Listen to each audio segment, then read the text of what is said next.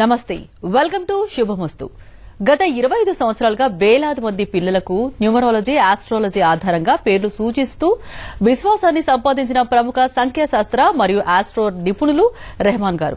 అలాగే పుట్టిన తేదీ ప్రకారం సంఖ్యాబలం విశ్లేషించి విద్య, ఉద్యోగం, ఆరోగ్యం, వివాహం, కుటుంబ సమస్యల వంటి జీవితంలోని కీలక అంశాలపై తీసుకోవాల్సిన జాగ్రత్తలు, పాటించాల్సిన సూచనలేంటి, న్యూమరాలజీ నిజంగా ఎంతవరకు ఉపయోగపడుతుంది అనే ఆసక్తికరమైన విషయాలను ఈ ప్రత్యేక కార్యక్రమంలో victory time astro numerology Rahman గారు ప్రస్తుతం మన స్టూడియోలో ఉన్నారు. వారిని అడిగి మరిన్ని వివరాలు తెలుసుకుందాం.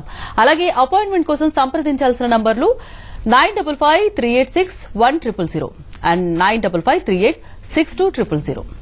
నమస్తే సార్. నమస్తే అమ్మా. వెల్కమ్ టు శుభమస్తు కార్యక్రమం. సార్, ముందుగా చెప్పండి, ఇప్పుడు చాలా మంది పేరెంట్స్ ఏంటంటే పేర్ల ఆధారంగా అంటే ఆస్ట్రాలజీ ప్రకారం కానీ న్యూమరాలజీ ప్రకారం కానీ పేర్లు నిర్ణయిస్తూ ఉంటారు. అంటే వాటి గురించి చెప్పండి. నేను ఫస్ట్ ఆస్ట్రాలజీ అంటే చూస్తానమ్మా. ఆస్ట్రాలజీ అనేటువంటి ఒక అద్భుతమైనటువంటి సబ్జెక్ట్. అసలు ఎవరైనా పిల్లవాడు పుట్టినప్పుడు ఇతనికి ఏం పేరు పెట్టాలి అంటే వాళ్ళ యొక్క ఏ లగ్నం, ఏ రాశి, అలానే ఏ నక్షత్రంలో ఉన్నాడు, ఏ విధమైన పేరు పెట్టాలి, ఈ అబ్బాయి ఏం చదువుకోవాలి, ఇతని యొక్క ప్రొఫెషన్ ఎలా ఉంటుంది, మ్యారేజ్ ఎలా ఉంటుంది, అదేవిధంగా సంతానం ఎలా ఉంటుంది, ఇలాంటి అద్భుత విషయాలన్నీ కూడా తెలియజేసేటువంటిది ఆస్ట్రాలజీ.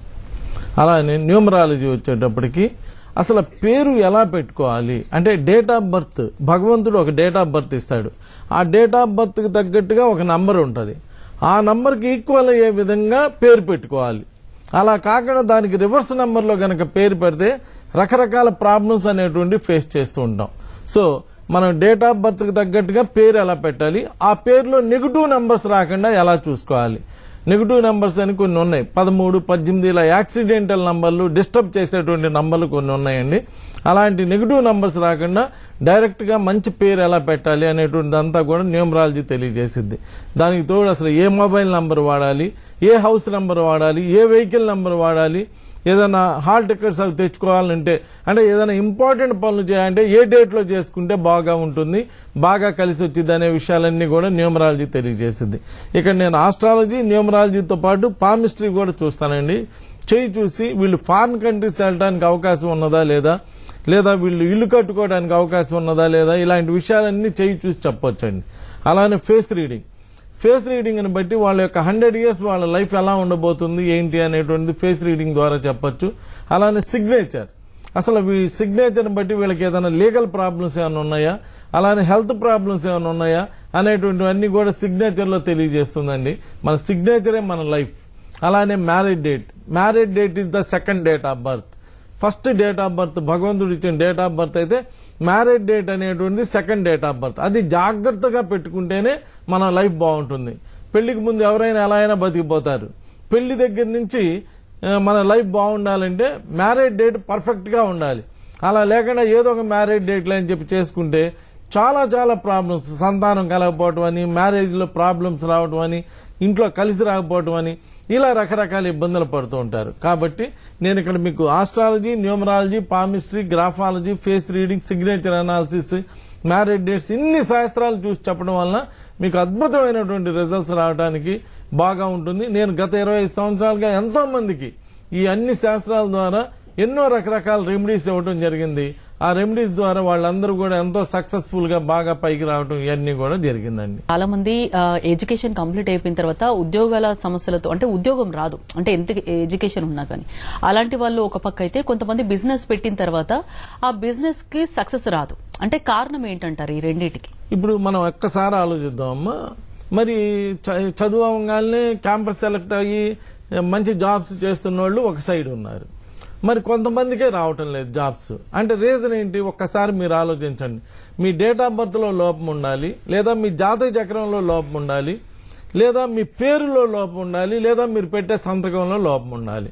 ఇలా ఎక్కడో ప్రాబ్లం ఉండబట్టే కదా మనకి జాబ్ రావట్లేదు. మరి జాబులు చేసే వాళ్ళందరూ చేస్తున్నారు, బాగా సక్సెస్ అవుతున్నారు, బాగా సంపాదించుకొని బాగానే ఉంటున్నారు కదా. మనకే ఎందుకు జరుగుతుందంటే మీ పేరు బాగా లేకపోవటం కానీ, మీ సిగ్నేచర్ బాగా లేకపోవడం కానీ, పేరులో ఉన్నటువంటి నంబరు నెగిటివ్ నంబర్ అయి ఉంటుంది. అలా నెగిటివ్ నంబర్ అవడం వల్లే ఈ ప్రాబ్లమ్స్ అన్ని ఫేస్ చేయటం ఇవన్నీ జరుగుతున్నాయి. కాబట్టి నేను మీకు చెప్పేది ఏంటంటే ఏదైనా కానీ ప్రాబ్లం ఉన్నప్పుడు ఒక్కసారి చూపించుకోవాలండి.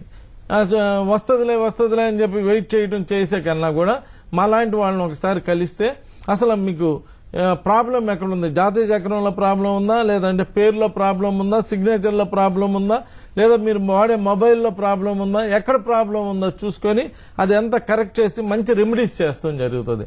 అలా మంచి రెమెడీ చేసినప్పుడు ఆటోమేటిక్గా మీరు బాగా సక్సెస్ అవడానికి, మంచి జాబ్ రావడానికి బాగా హెల్ప్ అవుతుంది.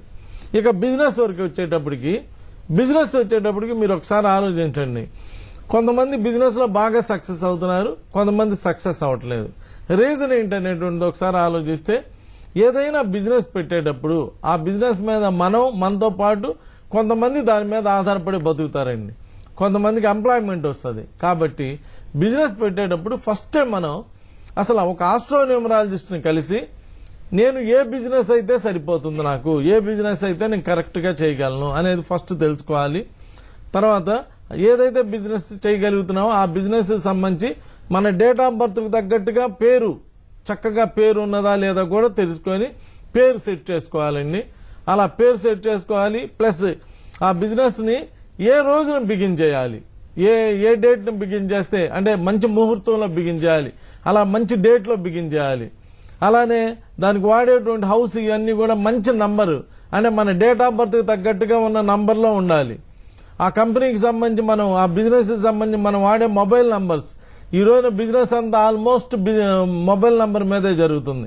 సో మొబైల్ నంబరు ఆ డేట్ ఆఫ్ బర్త్కి తగ్గట్టుగా మొబైల్ నంబర్ తీసుకోవాలి. అలానే అన్ని జాగ్రత్తలు తీసుకొని కనుక బిజినెస్ చేస్తే అద్భుతంగా సక్సెస్ అవుతుంది. అంటే ఇప్పుడు కొంతమంది ఎంత కష్టపడినా కానీ ఫైనాన్షియల్ గా అసలు సెటిల్ అవ్వలేరు. కారణం ఏంటి సార్? ఇక్కడ ఫైనాన్షియల్ గా సెటిల్ అవ్వడం, మరి అయినోళ్ళు కూడా ఉన్నారుగా. ఇక్కడ మనం ఆలోచించాల్సింది అంటే ఫైనాన్షియల్ గా బాగా సెటిల్ అయిన వాళ్ళు ఉన్నారు, మరి కొంతమంది సెటిల్ అవ్వట్లేదు. అంటే రీజన్ ఆలోచించండి ఒక్కసారి. నేను అనేది ప్రజల్ని ఒక్కసారి రీజన్ ఆలోచించండి. అందరూ అంత బాగా సెటిల్ అవుతూ మనం ఎందుకు సెటిల్ అవ్వట్లేదు అంటే ఎక్కడో లోపం ఉన్నది. అంటే డేట్ ఆఫ్ బర్త్లో అన్న లోపం ఉంది, లేదా మీ జాతక చక్రంలో అన్న లోపం ఉన్నది, లేదా మీ పేరులో లోపం ఉన్నది. ఇప్పుడు డేట్ ఆఫ్ బర్త్లో లోపం ఉన్నా అది మనం ఏం చేయలేం. కానీ మంచి పేరు పెట్టి, పేరులో కనుక లోపం ఉంటే ఆ పేరులో ఆ నెగటివిటీ అనేది తీసేసి మంచి పేరు పెట్టి, ఒకవేళ డేట్ ఆఫ్ బర్త్లో ఉన్న నెగిటివ్ని కూడా మంచి పాజిటివ్ నంబర్లో కనుక పేరు పెట్టి మంచి సిగ్నేచర్ పెట్టుకుంటే అప్పుడు ఫైనాన్షియల్గా బాగా డెవలప్ అవడానికి అవకాశం ఉంటుంది. నా దగ్గరికి చాలా మంది ఫైనాన్షియల్గా చాలా ప్రాబ్లమ్స్లో ఉన్నామండి, జాబ్ లేదు అని చెప్పి నా దగ్గరికి వచ్చినటువంటి వాళ్ళందరూ కూడా, ఒక అమ్మాయి అయితే హాస్టల్లో 2,000 రూపాయల హాస్టల్ అసలు ఎక్కడా ఉండదు, కానీ హాస్టల్ వాళ్ళని బతిలాడుకొని 2,000 రూపాయల హాస్టల్లో చేరి ఆ హాస్టల్కి కూడా కొంచెం హెల్ప్ చేస్తానండి అని చెప్పి ఫైనాన్షియల్గా ఇబ్బందిగా ఉందని చెప్పి అలా చేసేటువంటి వాళ్ళు నన్ను కలిస్తే వాళ్ళకి మంచి పేరు అన్ని కూడా సెట్ చేసిస్తే ఈ రోజున వాళ్ళు విల్లాల్లో ఉంటున్నారు, పెద్ద పెద్ద కంపెనీస్ పెట్టుకొని బాగా డెవలప్ అయినటువంటి వాళ్ళు ఉన్నారు. అంటే ఇలా ఫైనాన్షియల్గా ప్రాబ్లమ్స్ ఫేస్ చేసేటప్పుడు మా కర్మింతేలే ఏదో జరిగిపోతుందిలే అని చెప్పి ఆగకూడదండి. అసలు ఎందుకు ఇలా జరుగుతుంది, ఎక్కడ ప్రాబ్లం ఉన్నది అని మనం ముందు తెలుసుకొని ఆ ప్రాబ్లంని సాల్వ్ చేసుకోవాలి. ఆ ప్రాబ్లం సాల్వ్ చేసుకుంటే ఆటోమేటిక్గా అందరిలాగా మనం కూడా బాగా డెవలప్ అవుతాం. ఫైనాన్షియల్గా మనం కూడా మంచి స్థితికి రావడం, మంచి బాగా డెవలప్ అవడానికి అవకాశం ఉంటుంది. నమస్తే సార్. ఇప్పుడు చాలా మంది ఏంటంటే వెహికల్ నంబర్స్ చూసుకుంటే అంటే ఎలా నిర్ణయించుకోవాలి? కొంతమంది ఏమో 9 అంటే సెంటిమెంట్ ప్రకారం పెట్టుకుంటారు, కొంతమంది ఫ్యాన్సీ నంబర్ ప్రకారం పెట్టుకుంటారు. అంటే ఎలా నిర్ణయించాలి నంబర్స్ ని? మనకు ఫస్ట్ భగవంతుడు ఒక డేట్ ఆఫ్ బర్త్ ఇస్తాడమ్మా. ఆ డేట్ ఆఫ్ బర్త్ మన లక్కీ నంబర్. అంటే భగవంతుడు మనకి ఏదైతే ఇచ్చాడో ఆ నంబర్ మనకి లక్కీ నంబర్. కాబట్టి ఆ నంబర్ నా డేట్ ఆఫ్ బర్త్ ని డేట్ మంత్ ఇయర్కి వెళ్తే డెస్టినీ అని వస్తుంది. ఆ డెస్టినీ నంబర్ని బేస్ చేసుకుని మనకు ఒక లక్కీ నెంబర్ ఉంటుంది. ఆ లక్కీ నెంబర్ ఏంటి అనేటువంటిది మీకు తెలియకపోవచ్చు, ఎందుకంటే మీరు చేసేటువంటి పనులు వేరు. మీరు సాఫ్ట్వేర్ జాబ్, లేదా మీరు డాక్టర్, లేదా మీరు యాక్టర్, ఇలా మీకు వేరే వేరే పనులు ఉన్నాయి. ఆ పనుల వల్ల మీకు ఆ నంబర్ తెలియకపోవచ్చు. అదే ఆస్ట్రోన్యూమరాలజిస్ట్కి ఆ డేట్ ఆఫ్ బర్త్ అలానే డెస్టినీకి తగ్గట్టుగా ఒక లక్కీ నెంబర్ అనేటువంటిది ఉంటుంది. ఆ లక్కీ నెంబర్ చెప్పడం జరుగుతుంది. ఆ లక్కీ నెంబర్లో గనక వెహికల్ నెంబర్ తీసుకుంటే, ఇప్పుడు అందరూ ఫ్యాషన్గా 9 నంబర్ మంచిదని చెప్పి 9 తీసుకుంటున్నారు. 2వ తారీఖు పుట్టినటువంటి వాళ్ళకి 9 నంబర్ అసలు పడదు. 7వ తారీఖు పుట్టిన వాళ్ళకి కూడా 9 నంబర్ పడదు. మీరు అలా కాకుండా అందరు తీసుకుంటున్నారు కదా 9 నంబర్ అని చెప్పి 9 నంబర్ తీసుకుంటే ఆ 9 నంబర్లో ఒకవేళ కనుక అంతా నడుస్తున్నంతసేపు ఎక్సలెంట్గా ఉంటుంది. ఎక్కడన్నా యాక్సిడెంట్ అయిందంటే ఒక్కళ్ళు మిగలరు 9 నంబర్లో. ఇలా కూడా ఉంటాయి. కాబట్టి మనం 2వ తారీఖు పడితే లేదా 7వ తారీఖు పడితే ఆ 9 నంబర్ మనకు పనిచేయదు. మరి 9 నంబరే తీసుకున్నాను, బాగానే ఉన్నది, మరి అయినా ఇబ్బందులు ఎదుర్కొంటున్నానంటే మీకు అక్కడ అది మ్యాచ్ కాలేదు, ఆ నంబర్ మ్యాచ్ కాలేదు. అదే ఏ డేట్లో పుట్టిన వాళ్ళు వాళ్ళ లక్కీ నంబర్లో కనుక వెహికల్ నంబర్ తీసుకుంటే, వెహికల్ అనేటువంటిది మన జీవితంలో ఒక పార్ట్. మనం ఏ పని చేసినా ఆ వెహికల్ మీద వెళ్ళి పని చేస్తాం. సో లక్కీ నంబర్లో కనుక వెహికల్ నంబర్ తీసుకుంటే గంటలో జరిగే పని అరగంటలో జరుగుతుంది. దాన్నే కలిసి రావటం అంటారు. అదే అన్లక్కీ డేట్లో అన్లక్కీ నంబర్లో కనుక వెహికల్ నంబర్ తీసుకుంటే గంటలో జరిగే పని 2 అవర్స్ పడుతుంది. అప్పుడేమవుతుంది, పనులన్నీ లేట్ అయిపోతుంది. లేట్ అవటం, ఇసుకు, ఇదంతా కూడా డిస్టర్బెన్సెస్ అన్ని జరుగుతున్నాయి. సో వెహికల్ నెంబరు మనం లక్షలు పెట్టి వెహికల్ తీసుకునేటప్పుడు ఆ వెహికల్ నెంబర్ అనేటువంటిది చాలా ఇంపార్టెంట్ గా మంచి మన డేట్ ఆఫ్ బర్త్ కు తగ్గట్టుగా కనుక మనం నంబర్ తీసుకోకపోతే చాలా ప్రాబ్లమ్స్ ఫేస్ చేస్తామండి. అందువల్ల ఈ యాక్సిడెంట్స్ ఇవన్నీ కూడా జరుగుతూ ఉంటాయి. మీరు చూస్తున్నారు కదా రకరకాల యాక్సిడెంట్స్, వీటన్నిటికి కారణం వెహికల్ నెంబర్ బాగోపోవడం, మన డేట్ ఆఫ్ బర్త్ మ్యాచ్ కాకపోవడం అండి. కాబట్టి మీరు వెహికల్ తీసుకునేటప్పుడు, ఇన్ని లక్షలు పెట్టి వెహికల్ తీసుకున్నప్పుడు ముందు ఒక ఆస్ట్రోన్యూమరాలజిస్ట్ ని కలిసి ఇలా మేము వెహికల్ తీసుకోదలుచుకుంటున్నామండి, మేము ఏ నంబర్ తీసుకుంటే బాగుంటుంది. ఇక్కడ నంబర్తో పాటు ముందు లెటర్స్ కూడా ఉంటాయండి, ఏబిసిలు ఉంటాయి కదా, ఆ లెటర్స్ తో సహా మ్యాచ్ అయ్యి మీ డేట్ ఆఫ్ బర్త్ కి మ్యాచ్ అయ్యేటువంటి కనుక వెహికల్ కనుక తీసుకుంటే మీరు లైఫ్ లో బాగా సక్సెస్ అవడానికి, బాగా డెవలప్ అవడానికి అవకాశం ఉంటుంది. Thank you. ఓకే, ఇప్పుడు చాలా మందిలో వివాహం అన్ని బాగుంటాయి సార్, జాబ్ బాగుంటుంది, కెరియర్ మంచిగా ఉంటుంది, ఫైనాన్షియల్ గా సెటిల్ కూడా అయ్యి ఉంటారు, కానీ వాళ్ళకి మ్యారేజ్ పరంగా లేట్ అవుతూ వస్తుంది. అంటే దీనికి కారణం ఏంటంటారు? మీరు ఆలోచించండి అమ్మా, అందరికి అయ్యే వాళ్ళందరికీ చక్కగా మ్యారేజెస్ అయిపోతున్నాయిగా, కొంతమందికి లేట్ అవుతుంది. అంటే ఇలా మ్యారేజ్ లేట్ అవుతుందంటే ఎక్కడో తప్పు జరుగుతా ఉన్నది. డేట్ ఆఫ్ బర్త్ లో గాని, పేరులో గాని, సిగ్నేచర్ లో గాని ఎక్కడో ప్రాబ్లం అవుతుంది. ఎవరైనా మీ పిల్లలు 29వ తారీఖు పుడితే 29 ఆడవాళ్లైనా మగవాళ్లైనా 29వ తారీఖు పుడితే వాళ్ళకి 29 ఏళ్లకు గాని 29 ఏళ్ల తర్వాత గాని వివాహం అవుతుంది. ఒకవేళ ఎవరైనా గనక 29 ఏళ్ల లోపు గనక వివాహం చేసుకున్నారనుకో, వాళ్ళకి 29 ఏళ్ల తర్వాత మరలా వివాహం అవుతుంది, ఆడవాళ్ళకైనా మగవాళ్ళకైనా 60 to 70% ఆఫ్ ద పీపుల్ కి. కాబట్టి నేను మీకు చెప్పేది ఏంటంటే, అసలు మ్యారేజ్ లేట్ అవుతుంటే ఎందుకు లేట్ అవుతున్నది, కారణం ఏంటి, జాతక చక్రంలో ప్రాబ్లమా, లేదా పేరులో ప్రాబ్లమా, లేదా డేట్ ఆఫ్ బర్త్ లో ప్రాబ్లమా అనేటువంటి ఒక్కసారి వచ్చి కనుక్కుంటే, అసలు మీకు ఒకవేళ 26, 27 ఏళ్ళు అవి కూడా పెళ్లి కాలేదని చెప్పి ఇబ్బంది పడుతున్నారు ఎవరైనా, ఒకవేళ మీరు 29వ తారీఖు పుట్టుంటే మీరు 29 ఏళ్లకు పెళ్లి చేసుకోవటమే కరెక్ట్. 27 ఏళ్లకు పెళ్లి కాలేదంటే దేవుడు మీకు మంచిగా చేశాడు. ఎందుకని 27 ఏళ్ళ అప్పుడు పెళ్లి చేసుకుంటే 29 ఏళ్ల తర్వాత మరలా వివాహాలు అవుతున్నాయి. ఆ డిస్టర్బెన్స్ కన్నా కొంచెం లేట్ అవటమే బెస్ట్ కదా. అలా అసలు మనకి మన పేరులో ఏం లాభం ఉంది, మన డేట్ ఆఫ్ బర్త్ లో ఏం లాభం ఉంది, ఇవన్నీ నన్ను నమ్మకూడదండి. మీరు గూగుల్లోకి వెళ్ళి 29వ తారీఖు పుట్టిన సెలబ్రిటీస్ అని కొట్టండి, లిస్ట్ వస్తుంది.